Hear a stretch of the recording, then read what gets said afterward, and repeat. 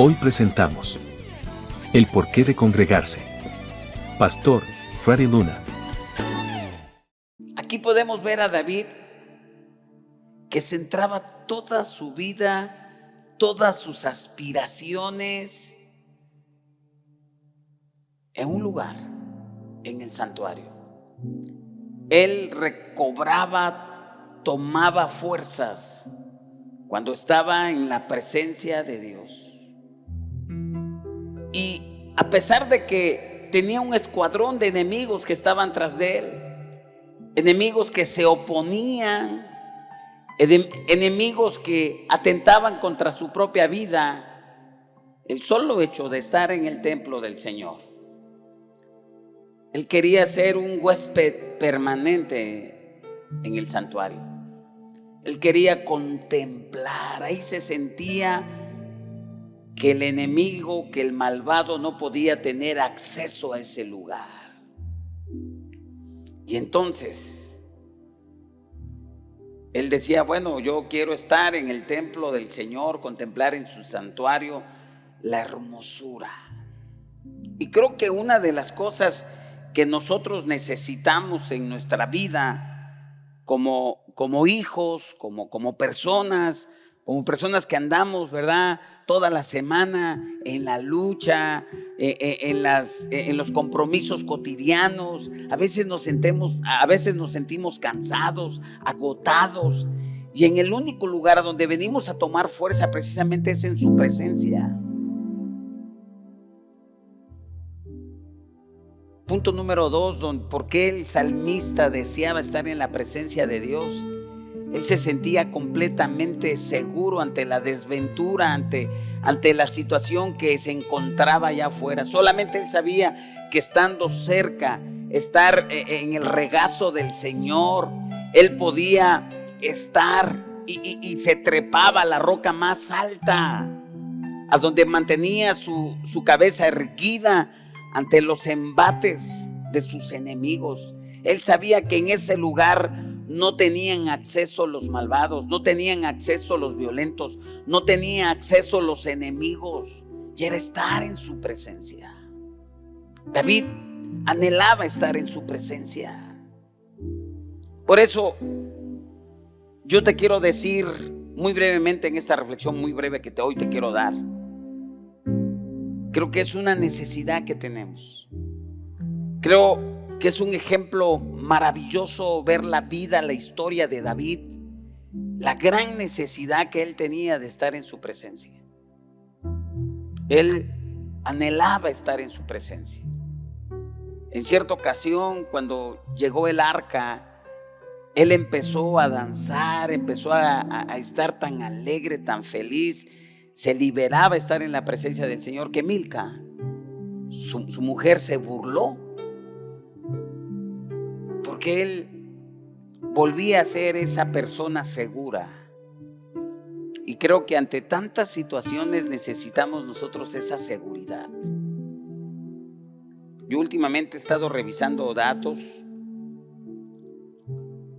y hay dos problemas en nuestra nación y yo creo que en América Latina, pero hablando de nuestro país, y lo comento, ¿verdad?, porque esto llega a otras naciones también, pero lo comento, al menos el dato que voy a dar es un dato de nuestro país. Una pandemia que ha estado presente por muchos años, al menos en México, es una que está creciendo de manera acelerada.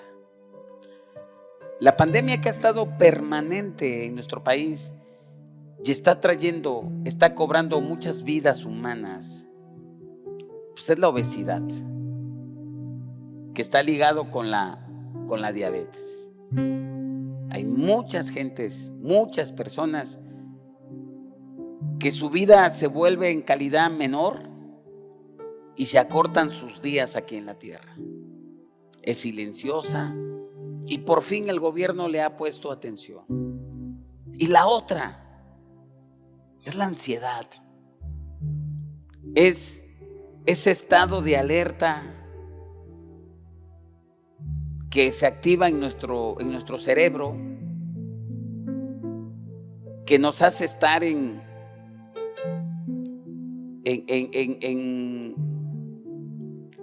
alerta, ¿sí? Para correr, para pelear, para sobrevivir. Y que muchas de esas cuestiones que son naturales, a veces simplemente son imaginativas, pero a veces sí son reales por toda la cuestión en la cual vivimos. Y el cuerpo las empieza a somatizar. Es decir, el cuerpo tiene el poder, la mente tiene el poder para convertirlas en dolores que médicamente no se pueden registrar. Y por eso que pues las personas se sienten muy alarmadas, se sienten muy cansadas, muy agobiadas. Yo en lo personal, pues yo viví un tipo de ansiedad. Y yo hasta lo platiqué con un amado hermano de aquí de la iglesia. Y él me comentó en cierta manera que también. Pero en ese momento yo no estaba tan ducho en ese sentido. Tenía poca información. Tuve que buscar información. Tuve que documentarme de encontrar una respuesta a mi situación. Y mi esposa no me va a dejar de mentir, ni mis hijos. Pero había momentos, y me pasó en varias ocasiones. En una, no es que me haya tirado eso, sino que me resbalé porque salí del baño, me estaba yo ahogando, sentía yo prácticamente que no podía yo respirar. Y llegó un momento en el que yo no quería dormir, porque tenía miedo a morirme, de que se me fuera a cerrar la tráquea y me fuera yo a morir. Entonces yo dormía medio sentado y medio acostado. Y siempre con mi botellita de agua. Y me sentía muy mal. ¿Y qué era? Ansiedad. Una exageración de mi mente de que algo va a ocurrir. Obviamente hay técnicas, pero creo que la mejor técnica es estar en la presencia de Dios. Es estar en esa paz. Es estar en esa seguridad. Obviamente encontrar, descubrir cómo trabaja el cerebro, cómo está compuesto, sus glándulas, las hormonas que producen. Eso te da una claridad tremenda. Y luego me puse un pequeño ejemplo mientras estaba yo en esa búsqueda, pero todo fue en la presencia del Señor. Me recordé cuando yo empezaba a manejar. Qué terrible miedo tenía yo, estaba yo apanicado. Estaba yo pensando cómo iba yo a hacer el cambio de velocidad. Estaba yo así, ¿verdad? No podía yo disfrutar como veía yo a las otras personas que tranquilamente platicando y como sin nada, pero para mí no. Ya después me di cuenta que las habilidades eran importantes, que mataban esa ansiedad. Y después pues normal, y es lo más normal. Entonces me di cuenta que algunas cuestiones van a ser cuando desarrollamos ciertas habilidades para hacer ciertas cosas. El temor se nos va, la ansiedad se nos va, el cerebro empieza a entender. Pero hay otras cosas que son exageradas. Y por eso el Señor nos dice en Pedro, echando toda nuestra ansiedad en Él, porque Él tiene cuidado de nosotros. Y David entendía. David había controlado. Hay un salmo, parece ser que es el 3. Dice, yo me acosté y me dormí porque Jehová me sustentaba.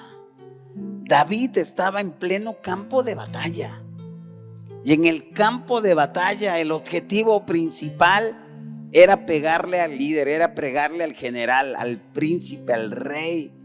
Porque pegándole a él se dominaba todo, estaba todo dominado. Por eso cuando David llega viejo, ¿verdad?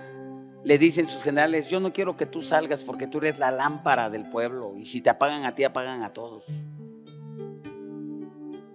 Es decir, David llegó a controlarse, a estar en un estado tan de control porque conocía la presencia del Señor. Ahora nosotros estamos en un mejor pacto, establecido sobre mejores promesas. Y tenemos un lugar tenemos un refugio, tenemos una casa espiritual que a veces la menospreciamos, el congregarnos. El congregarnos juega un papel muy importante. En primer lugar porque lo dice la palabra. Ahorita vamos a ir por qué. Pero yo quise empezar de esta manera. ¿Por qué razón es muy importante estar en la presencia del Señor? Cuando nosotros venimos a una reunión, cuando nosotros venimos a congregarnos, a mí me ha pasado. Somos un ser humano como cualquier otro y tenemos necesidades. Y luego cuando yo estoy escuchando la palabra de Dios y la persona que está ministrando me ministra y me libera. Y bien dice Jesús, por la palabra que yo les he hablado, vosotros estáis limpios, pero nos ministra, la palabra trabaja.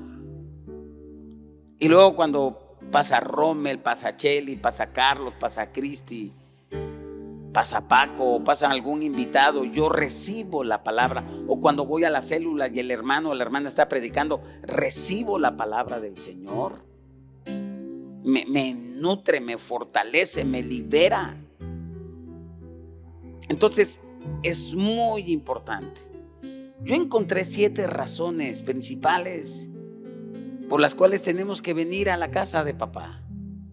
Tenemos que venir a la presencia de Dios. En primer lugar tenemos que venirle a dar gracias a Él. Tenemos que venir a alabarlo, adorarlo, oír su palabra, contribuir para la obra de Dios, vivir en comunión con los hermanos, practicar la koinonía, que es la koinonía, el diálogo, interrelacionarse con los otros hermanos y por supuesto buscar una nueva experiencia espiritual. Entonces, y no centrarnos en algo rígido, en una liturgia rígida. No. La palabra de Dios aquí nos enseña que eso es muy amplio y es muy elástico. Pero es muy importante asistir. No porque con eso nos vamos a curar de todo, no. Pero siempre es muy importante, por lo que te dije, venir a recargarnos a la casa del Señor. Estar en la casa del Señor. Porque aquí empieza Dios a marcar nuestra vida, nuestra conducta, nuestra actitud de gratitud, de alabanza, de adoración, de obediencia, de generosidad, de comunión.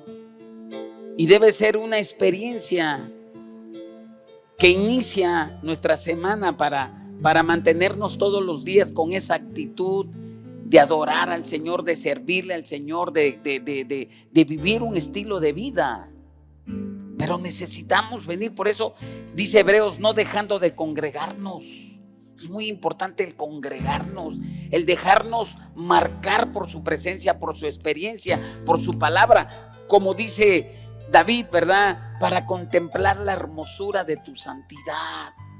A veces a través de un canto, a través de la adoración, a través de la alabanza, a través de saludar a un hermano, nosotros recibimos, somos impactados. ¿Cómo eran los cultos en la iglesia primitiva? Yo me di el tiempo para irlos buscando y quiero que vayamos al libro de los Hechos, capítulo 2, versículo 41 al 42. Aquí empiezan las primeras reuniones que se empiezan a dar en la casa del Señor. Y dice en el libro de los Hechos 2, 41 al 42 a la letra. Así que los que recibieron su palabra fueron bautizados y se añadieron aquel día como 3,000 personas. Versículo 42.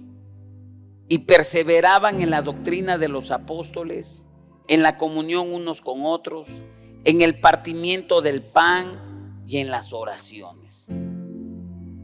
Y voy a leer otra más adelante, versículo 46 al 47 de ese mismo capítulo de Hechos 2. Y perseverando unánimes cada día en el templo y partiendo el pan en las casas, comían juntos con alegría y sencillez de corazón. 47. Alababan a Dios y teniendo favor con todo el pueblo, y el Señor añadía cada día a la iglesia los que habían de ser salvos. Según lo que acabamos de leer, estas escrituras en el libro de los Hechos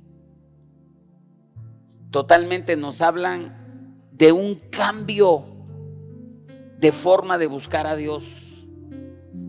Antes la manera para buscar a Dios se centraba en el templo, donde había sacrificios, donde había animales y toda esa cuestión de cuestiones. Ahora era un poco más versátil. Y ese es el ejemplo que nosotros debemos de tomar. Entonces, una de las cosas que enseñaban en sus reuniones, donde se cargaban, donde se nutrían, donde se fortalecía la iglesia del Señor naciente en ese momento y hasta la fecha, era que tenían que perseverar en la doctrina apostólica. Y por eso es muy importante que conozcamos, que sepamos en qué creemos y por qué creemos, y si lo dice la Biblia. Anoche que fui a cortarme el cabello, me decía la persona que me estaba cortando el cabello, porque le envío mis mensajes, y le pregunté si me escuchaba. Sí, de vez en cuando, y ya me dijo las que más le atraen, ¿no? Cuando hay problema de matrimonios, cuando hay problema de eso, porque lo demás no. Y le digo, bueno, ¿y tú que eres católica? ¿Tú sabes cuál es tu credo? Si tú te mueres, ¿dónde te vas? A mí no me interesa eso, no me interesa. Yo soy feliz, pero no que tú crees, no me interesa. Y llegó otra persona, mientras me estaban cortando el cabello, estábamos ahí platicando, y realmente hay un desconocimiento. Y dice, es que yo creo eso, aunque yo soy católico, pues yo creo en eso, yo no creo en lo que dicen ahí. Le digo, entonces, para platicar tenemos que tener un punto de referencia. Y si tu punto de referencia es la Biblia, entonces podemos platicar. Pero si tu punto de vista es cualquier cosa, bueno, tú crees en eso que tú crees, pero yo no sé cuál es tu punto de referencia. Y como no tienes un punto de referencia, pues no podemos hablar de esto. Cambiemos el tema y platiquemos de otra cosa. Amados, algo que es muy importante es conocer la palabra. Tenemos que leerla. En la semana nos obsequiaron una Biblia, hermosa Biblia, de veras, una Biblia, como le digo a Chivis, está sabrosísima, está comentada, está sabrosísima esa Biblia. Y salud. Y en el grupo que estamos de la zona de pastores, yo no sé si no la han leído, no han hecho ningún comentario. Yo lo iba a hacer ayer, dije no, voy a esperar quién hace el primer comentario. Quiere decir que está leyendo la Biblia que le regalaron, tal vez está leyendo su Biblia anterior, ¿verdad? Porque a veces se van coleccionando las Biblias, ¿verdad? Nada más se tienen ahí pues para que se vean bonitas, ¿no? En el librero, en la oficina. Pero creo que son para leer, hermosa. O sea, la Biblia nos nutre y nos fortalece. Y tenemos que saber, dice que aquí que perseveraban en la doctrina apostólica. Alguien me decía en otra ocasión, que ellos creen en la Biblia, creen en las tradiciones de su iglesia y creen en el concilio de, ellos le llaman, ¿cómo le llaman? En el ministerio, en el concilio del ministerio. Y tienen el mismo grado de nivel que la Biblia. Pues yo estoy en totalmente desacuerdo. Yo creo solamente en la Biblia y creemos solamente en la Biblia. Y Pablo dijo, ¿verdad?, que no existe otro evangelio, nada más hay un evangelio. Y la manera en la cual las personas pueden recibir a Jesús y pueden ser salvas es a través de esa obra maravillosa que Jesús hizo en el Calvario. Dice Pablo en Romanos capítulo 10, versículo 8 al 12, cerca de ti está la palabra, en tu boca, en tu corazón. Esta es la palabra de fe que predicamos, que si confesamos con nuestra boca que Jesús es el Señor y lo creemos en nuestro corazón, somos salvos, porque con la boca se confiesa para salvación, mas que con el corazón se cree para justicia. Ese es el evangelio. Ese es el verdadero evangelio en el cual nosotros creemos. Y dice aquí, ¿verdad?, que ellos perseveraban en la doctrina apostólica. Es muy importante enseñar palabra. Y dice, en la comunión, es muy importante interrelacionarnos. Yo sé que a veces es muy difícil. Es muy difícil. Aunque ustedes me crean, o sea, aunque ustedes digan que no, pero yo soy una persona muy solitaria. Yo tengo, o sea, a veces por lo que hago, estoy en contacto con las personas, pero en mi vida personal soy una persona muy solitaria, muy sola. Necesitamos comunión, que si no fuera por el ministerio, si no fuera por la iglesia, yo creo que no tendría amigos. Pero gracias, ¿verdad? Aquí la palabra de Dios nos enseña la necesidad de comunicarnos los unos con los otros. ¿Y cómo se aprende? Ahora, aquí lo que acabamos de leer, por eso es necesario hacer celebraciones en la casa del Señor. Ahí estaba empezando la iglesia y se hacía en las casas.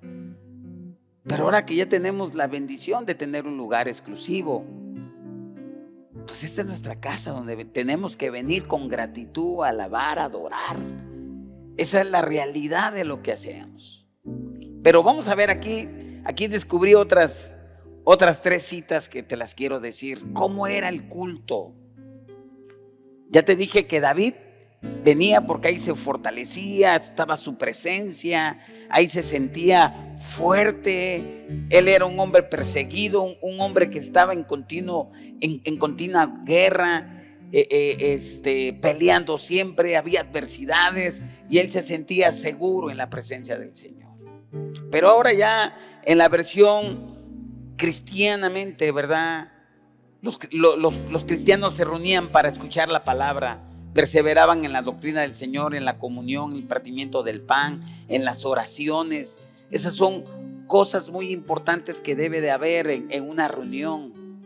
Y si nos damos cuenta, hay oración, hay alabanza, hay adoración, hay palabra. Pero fíjense aquí lo que dice en 1 Corintios capítulo 14, versículo 26. Aquí nos dice cómo debe de ser una reunión y tenemos que acoplarnos a lo que dice la Escritura. En 1 Corintios 14, 26. ¿Qué hay pues, hermanos?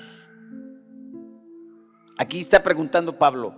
Cuando reunís, cada uno de vosotros tiene salmo, tiene doctrina, tiene lengua, tiene revelación, tiene interpretación. Hágase todo para edificación. Aquí venimos a ser edificados. Aquí venimos a ser fortalecidos.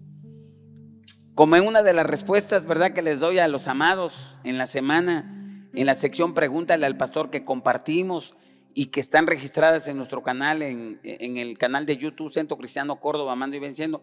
Por cierto, regálenos un like. Suscríbete porque eso es muy importante. Dale siempre todos los días like a nuestras enseñanzas en YouTube. Los que reciben ahí en WhatsApp, pues está bien, pero me gustaría que se metieran al canal y de esa manera, ¿verdad?, YouTube nos comparte a otros sectores. Entonces es importante, es muy importante. Ahora, y yo les compartía que el trabajo del pastor, ¿cuál es la función del pastor? Es enseñar, es traer el alimento. Y para traer el alimento, pues tiene uno que pasar tiempo en oración, tiempo estudiando la palabra, indagando, respondiendo, siempre tener una palabra para fortalecer a los amados, a las amadas, ¿verdad? Ese es el trabajo. Y yo recuerdo en mis inicios, había un pastor que cada vez que iba a compartir, hacía así en el púlpito. Así el púlpito. Hacía así. Decía, ¿trajeron cascos? Y yo una vez me pregunté a mí mismo, ¿cómo que si trajeron cascos? Yo una vez le dije, oiga, pastor, ¿por qué? porque la agresión. Y una vez me vieron corriendo, yo era bien jovencito, me gustaba correr, iba yo en mi pants y mis tenis, y en la mañana me vieron corriendo. Pues esa noche hablaron del pecado que es correr, que por qué uno va a correr. Yo sé que lo hacía de todo corazón, porque nadie puede dar algo que no tiene. Pero aquí venimos para ser edificados, para ser fortalecidos. Y sí, a veces va a ser momentos en que la palabra va a rasparnos, porque dice que la palabra es como una espada de dos filos que nos corta, que penetra hasta discernir los pensamientos, las intenciones del corazón, y nos parte la palabra de Dios. Y cuando algo no estamos haciendo, pero esa palabra entra así como el cuchillo en la mantequilla, así suavecito al corazón, y uno sabe que es Dios el que está ministrando, el que Dios está hablando. Yo algo que yo tengo, ¿verdad? Yo en una ocasión, hace años atrás, yo tenía una palabra tremenda, yo sabía que Dios se le iba a hablar. Y me pasan a una persona antes del culto, y yo le dije, no. Y me cuenta la persona lo que yo traía, y tuve que cambiar la prédica, porque va a decir, yo pensé, esta persona va a decir, por lo que me dijo yo le voy a decir. No me gusta eso. Yo quiero que la palabra nos habla, nos edifica, nos limpia, nos transforma, nos cambia, nos lava, nos libera.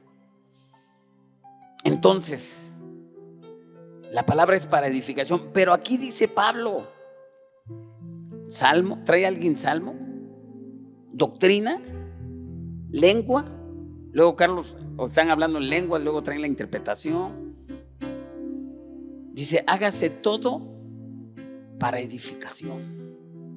Entonces, es muy importante la alabanza, por supuesto. Es muy importante la adoración, por supuesto. Alguien me dice, pero pastor, ¿pero por qué cantan? Específicamente dígame, ¿en dónde dice la Biblia que deben de cantar en un culto? Bueno, hay muchísimos salmos, pero hubo una reunión muy específica donde Jesús está celebrando su última reunión con sus discípulos. Y dice la palabra en Mateo capítulo 26, 29, 30. Fíjense lo que dice la palabra. En Mateo 26, 29, 30. Yo les digo que desde ahora que está hablando nuestro Señor, no volveré a beber de este fruto de la vid hasta el día en que beba con ustedes del vino nuevo en el reino de mi Padre. Luego de cantar el himno, fueron al monte de los olivos. Es decir, cantaron, hubo un himno. Ahorita mi hija Aline se congrega en Puebla, en una iglesia totalmente diferente a como estamos aquí. Y fuimos con el pastor, y yo le he comentado a Chivis desde cuando, y también a Paco y a algunos hermanos, y hoy se los comento a ustedes. Vamos a empezar a meter himnos, 1 o 2 himnos después de la alabanza, quizá al final de la prédica o antes de la prédica. Quizás son muy solemnes, son muy tranquilos, pero cada himno es es una prédica. Y tal vez no estamos tan enseñados, tan educados nosotros, porque nacimos y nos desarrollamos en una iglesia a donde es una alabanza muy alegre, muy motivadora, y eso es bonito. Pero también vamos a ir metiendo himnos, 1 o 2, que podamos ir desarrollando lo que nos enseña aquí la palabra del Señor. Entonces, pero yo lo que les quiero decir, que no hay un formato como tal en la Biblia en el Nuevo Testamento que nos digan paso número 1, 2, 3, 4, 5. No existe ningún formato. Tenemos esa libertad. Lo que sí, tiene que ser un culto de edificación donde haya doctrina, donde haya palabra, donde haya alabanza, donde haya comunión, donde haya el partimiento del pan, donde adoremos al Señor. Y el propósito de la adoración, dice en una parte ahí en Juan capítulo 4, 23, solamente se los voy a comentar. Dice en esa parte: mas la hora viene y ahora es cuando los verdaderos adoradores adorarán al Padre en espíritu y en verdad, porque también el Padre tales adoradores busca que le adoren. Dios es espíritu y los que le adoran en espíritu y en verdad es necesario que le adoren. Entonces, nosotros, el Padre está buscando verdaderos adoradores. Fíjese lo que voy a decir. Nosotros venimos a complacer al Padre, adorar al Padre. Por supuesto, vamos a poner todo esto bien, más bonito, vamos a pintar, a repintar, vamos a cambiar, vamos a poner esto hermoso. Pero esto es para nosotros, que tengamos un ambiente bonito, pero que venga nuestro corazón con toda la buena intención para adorar al Padre, para bendecirlo, para glorificarlo, ¿verdad? Dice que Él está buscando verdaderos adoradores. Es decir, que a veces no hay verdaderos adoradores. Tenemos que ser honestos para adorar al Padre, adorarlo, bendecirlo. Por eso también sí es necesario las pantallas, tener las letras. Eso es necesario. Una bonita música, un buen sonido, un bonito ambiente, que la persona se sienta comunicada. A veces hay momentos en que estamos en la presencia del Señor y luego sale un ruido, está uno en el espíritu y termina uno en la carne porque sale uno irritado. Me lastimó, ¿verdad? Se rompe esa comunión, se rompe ese momento. Pero lo importante es que el Padre está buscando verdaderos adoradores. Venimos aquí con el propósito de adorar a nuestro Padre, de bendecirlo, de honrarlo, de glorificarle, de decirle: Padre, gracias, gracias.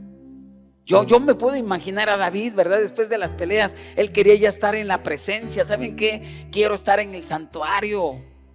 Y cuando estaba David no estaba el templo, simplemente estaba el tabernáculo, era una tiendita y era movible.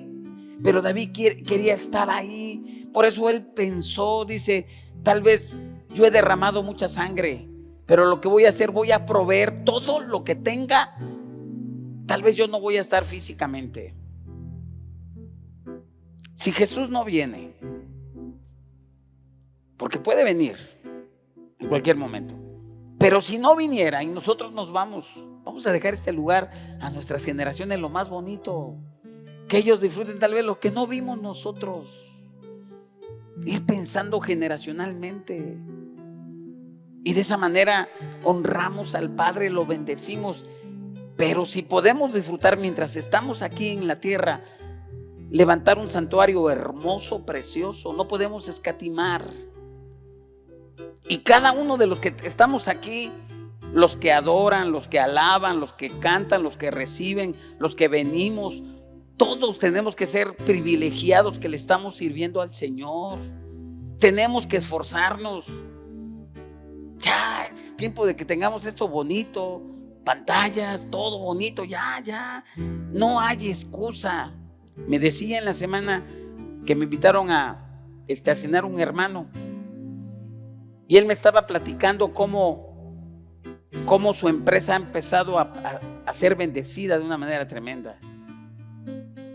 Y ya me platicó, pero cuando él me estaba platicando, yo me imaginé la iglesia. Dice: antes nosotros contratábamos a las personas, a cualquiera, dice: órale, ya, pásale. Y era para cubrir el espacio de necesidad de su trabajo.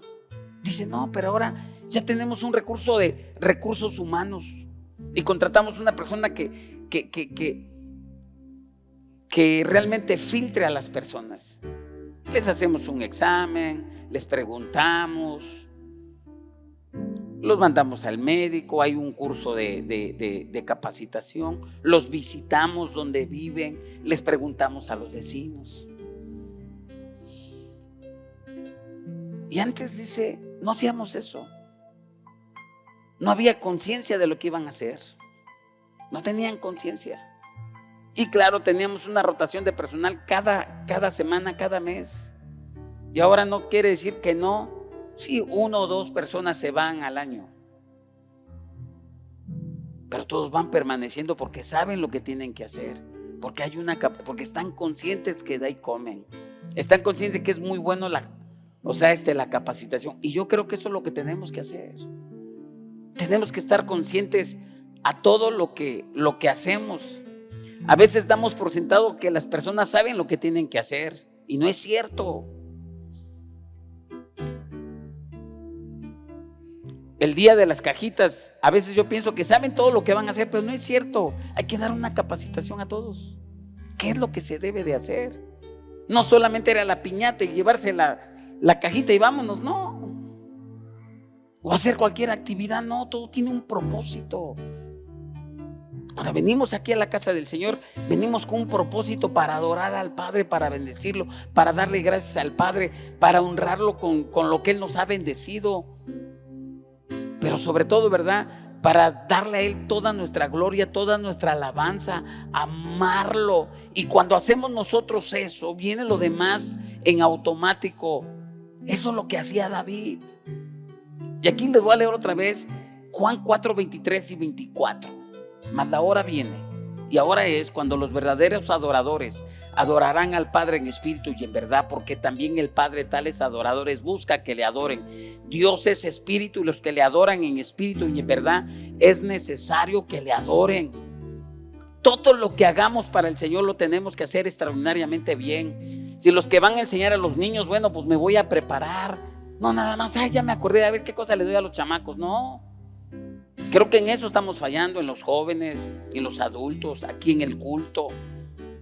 Como yo les decía en las respuestas, pregúntale al pastor cuál es la función del pastor. La palabra y la oración, tener un buen manjar, tener una buena palabra que los sustente, que los fortalezca, porque finalmente lo que va a sustentar a las personas es la palabra del Señor. Porque como pastores hay 1000 cosas que hacer. Y a veces nos ocupamos en la obra del Señor y nos olvidamos del Señor de la obra y no pasamos tiempo y nos convertimos como Marta, bien afanados, y María, ¿verdad? Y a veces como estamos afanados, como nuestro corazón está cargado, estamos irritables, nos parece todo mal, queremos mandar a todos al demonio y estamos molestos y queremos corregir. Dice la palabra que vamos a decir que nuestra guerra, nuestra batalla, ¿verdad? Es en el espíritu, no con ejércitos, sino es por su espíritu.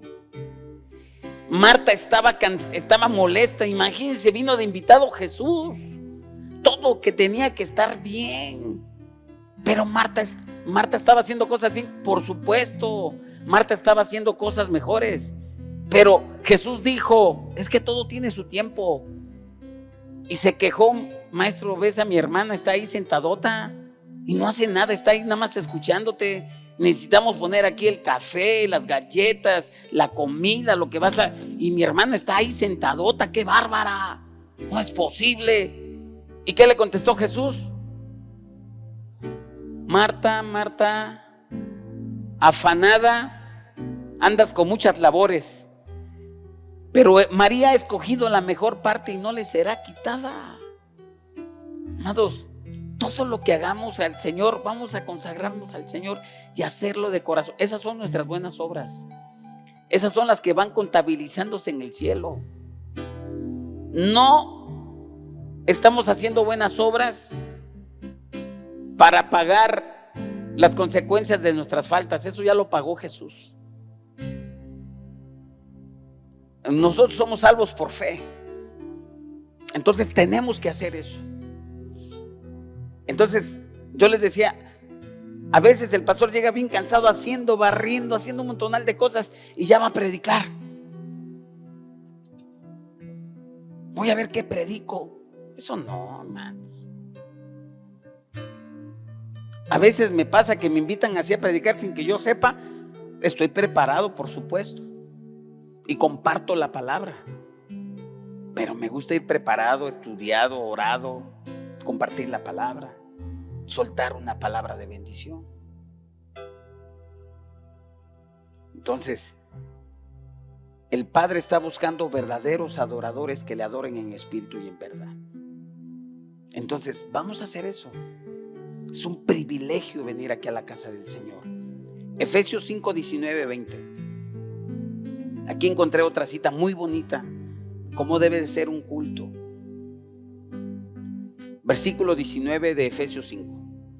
Hablando entre vosotros con salmos, con himnos y cánticos espirituales. Aquí están himnos, cánticos espirituales, cantando y alabando al Señor en vuestros corazones.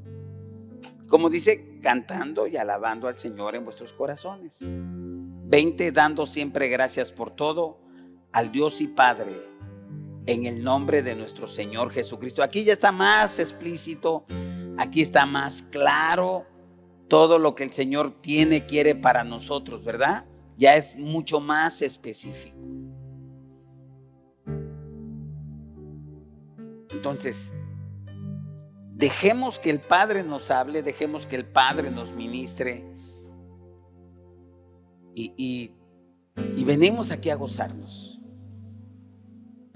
Ahorita cuando toque nuestro tiempo de la adoración, vamos a gozarnos, vamos a amar al Padre con todo nuestro corazón. Por eso, cuando invitamos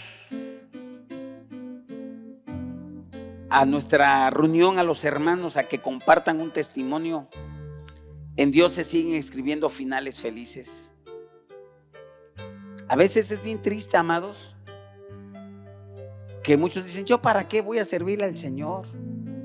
Yo conozco a muchos hermanos que terminaron una vida destruida.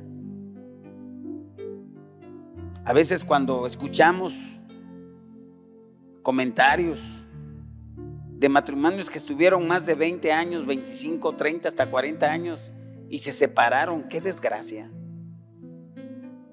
Y a veces pensamos que así es la vida cristiana. No, por eso tenemos este culto aquí. En Dios se siguen escribiendo finales felices.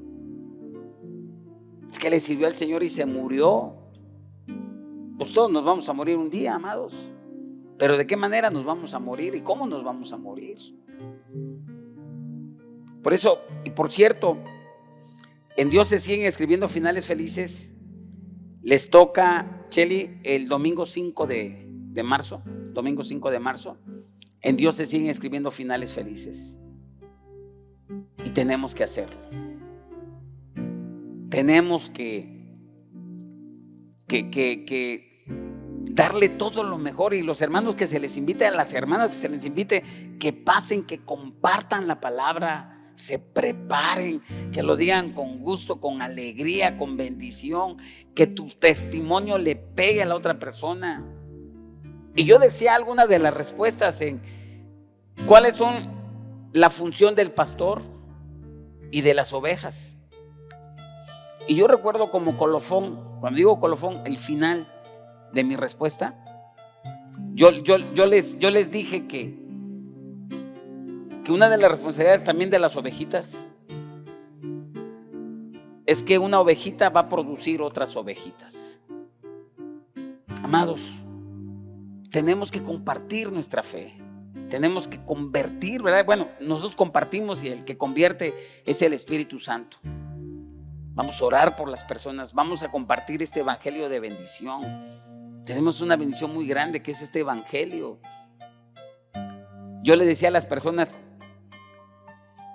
que estaban ahí, cuando estábamos ahí, nos cortaban el cabello, me cortaban el cabello, yo les decía, es que lo que enseña su iglesia, La iglesia tradicional no es evangelio, es otra cosa menos eso. Enseña cosas raras, extrañas a la palabra, enseña fábulas. Y aquí vamos a lo que dice la palabra directamente, a lo que es la palabra. Al Padre le plació salvar al mundo por la locura del evangelio, dice la palabra. Es Cristo, ¿verdad? Es nuestro Señor amado. Entonces, tenemos algo maravilloso. Ahora vamos a Colosenses capítulo 3, 16. La palabra de Cristo mora en abundancia en vosotros, enseñándonos y exhortándonos unos a otros. A ver, ahí me voy a detener tantito. Algo que es muy importante, tiene que haber abundancia de palabra en nosotros. ¿Y cómo va a haber abundancia de palabra en nosotros? Tenemos que meditar, leer la palabra. De pura chiripa, lee la palabra, hermano. Lee la palabra. ¿Quieres ser bendecido? ¿Quieres prosperar? ¿Quieres de veras? Es la palabra, es la que nos hace prosperar y nos hace bendecidos. La palabra de Cristo mora en abundancia en vosotros, enseñándonos y exhortándonos unos a otros en toda sabiduría, cantando con gracia en vuestros corazones al Señor con salmos, himnos y cánticos espirituales. Es decir, la razón, el propósito por el cual debemos reunirnos en la iglesia son para 7 cosas para darle gracias a Dios, para darle alabanza, para darle adoración a nuestro Padre, para oír la palabra del Señor, para contribuir para la obra de Dios, para vivir en comunión y buscar una nueva experiencia espiritual con nuestro Señor. Y es necesaria esta reunión, nuestras reuniones en la iglesia, para enfatizar que la vida cristiana empieza con una práctica. Cada vez que venimos aquí a la iglesia como congregación, para desarrollar y practicar un estilo de vida cotidiano, todos los días, semana a semana, mes por mes, año tras año. No somos cristianos aquí en la iglesia, somos cristianos aquí y fuera de la iglesia, en el trabajo, en la escuela, en la calle, donde nos movamos, somos cristianos. ¿Cómo tratamos a la esposa en la casa, a los hijos, al compañero, al vecino, a los trabajadores, uno como trabajador? ¿Cómo nos comportamos? Ahí es donde, como dice Tito, tenemos que adornar la doctrina de nuestro Señor Jesucristo. Esforzarnos. En lo que tú hagas, trata de aprender más y más y ser el mejor, ser el mejor, el mejor, el mejor.